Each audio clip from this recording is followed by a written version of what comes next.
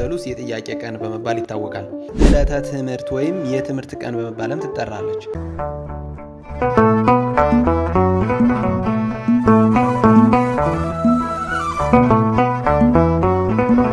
ኦርቶዶክሳውያን እንደምን ሰነበታችሁ? እንኳን ለሰሙነ ሕማማት ሁለተኛ ቀን በሰላም አደረሳችሁ።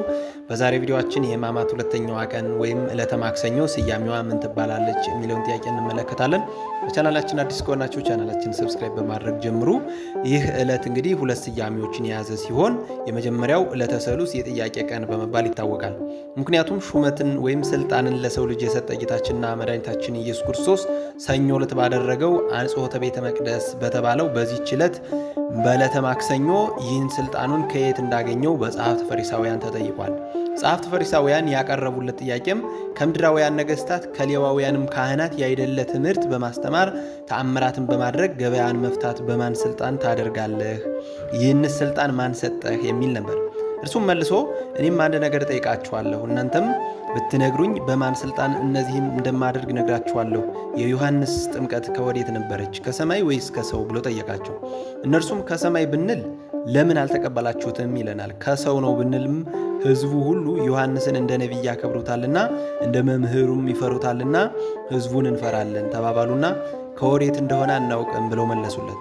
እርሱም እኔም በማን ስልጣን እንደዚህ እንደማደርግ አልነግራችሁም አላቸው።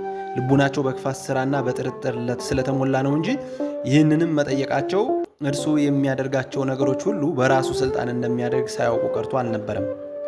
ጌታችንና መድኃኒታችን ኢየሱስ ክርስቶስም ይህንን ሲመልስላቸው ጥያቄያቸውን በጥያቄ መመለስ የፈለገው ጥያቄውን መመለስ ስላልቻለ ሳይሆን የልቡናቸውን ክፋትና ያሰቡትን አውቆባቸው ስለነበር ክፋታቸውን ይሽርባቸው ዘንድ እንዲህ መልሶላቸዋል። በዚህም የተነሳ ዕለቷ የጥያቄ ቀን ትባላለች ማለት ነው።